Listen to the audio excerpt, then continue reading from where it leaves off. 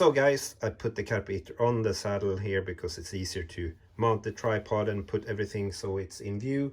And I have the GoPro on the terrain command over here. And you can see that the terrain command has a lot of buttons, 8 in total, and they all have different functions, right? So, for example, the two next from the bottom, the two black ones here, this is left and right. So I can go right with this one and left with this one into all the different submenus that we have down here in DMD2. So here's the map, we have the home screen, and so on. And you have the rally road book one here, for example.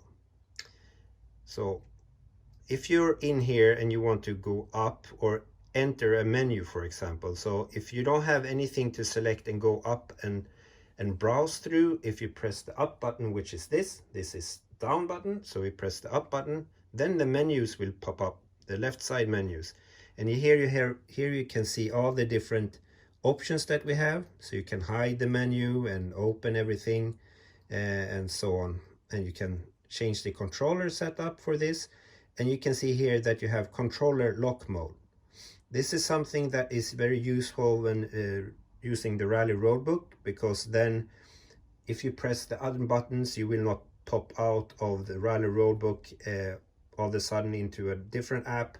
So then you lock it, so you have it inside there. So up and so on. And these two bottom ones are to select different options. So you see here, if I went up into this menu and I want to quickly go out, I will press this lower right button. And you can see the left button doesn't do anything here. But if you want to, for example, go in and select a menu, let's see, reset all instrument, then you press the upper right button, which is like the select button. Then you have all the different controls, how to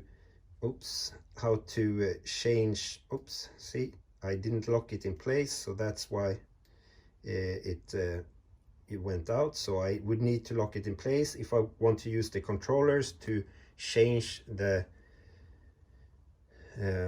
reset the counters, or not reset the counters, but reverse it or forward it, depending on if my position is incorrectly.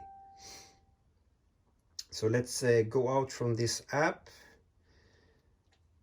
Oh, where are we? We can press this black button down here.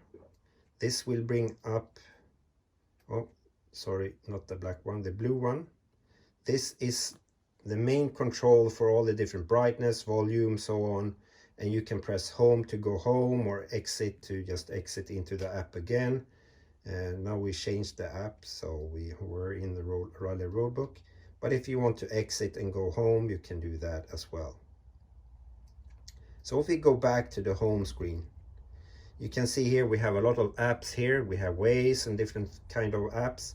If you want to select one of those, you would need to enter this sub frame here, or sub menu. So doing that, you press the lower left red button, and you will see the screen usually vibrates a bit, and then you can use the up and down key to jump in between the different apps, and left and right and so on. Right. So if you want to select something, you would need to press the upper right black button, and we will enter the app itself. Can go back here. So just checking this is up, down, and we also enter the menus on the left side with the up button when we enter app. We can select with this upper right button. We get into this menu with the right blue button. We go left and right with the two bottom black buttons, and here you can enter and exit a selection. So now you can see we were in this exit. We were in this menu here, and we could go up and down And if I want to go out from this one, I will press the lower right button here, and it will pop out from that menu. So it's not harder than that. So up and down, jump out the menus, go into the menus here, or into the sub menus, go out again, left and right. And when you're at a map for here, so here you have the map, for example, the right lower red button is zoom out, this is zoom in.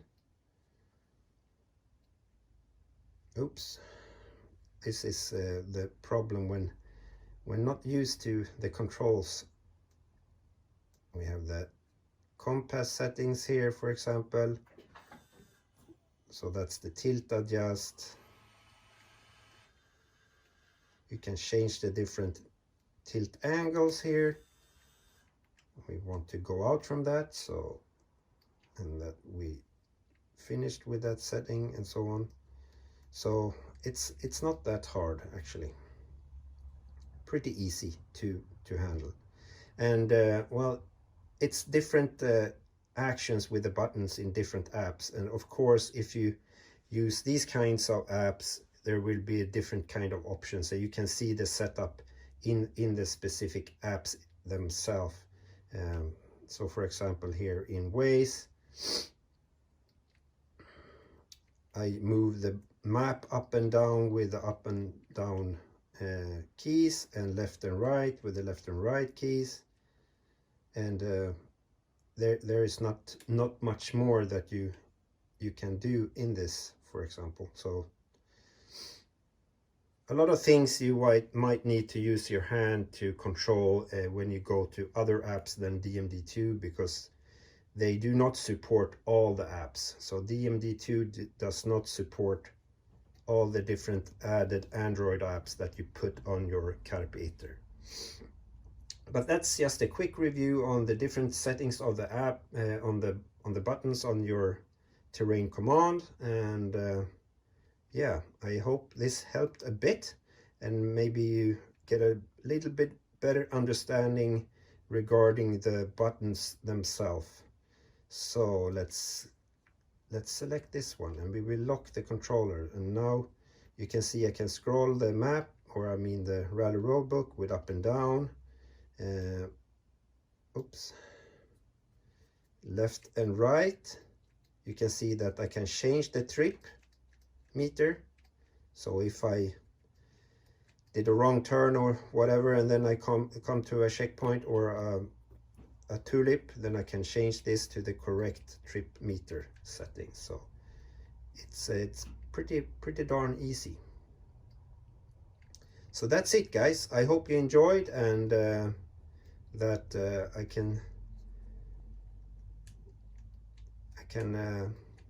guide you in maneuvering DMD2 with your terrain command. So see you later, alligator, and have a nice one. I hope my ribs heals up soon so I can go back to riding. Cheerios, take care, bye bye.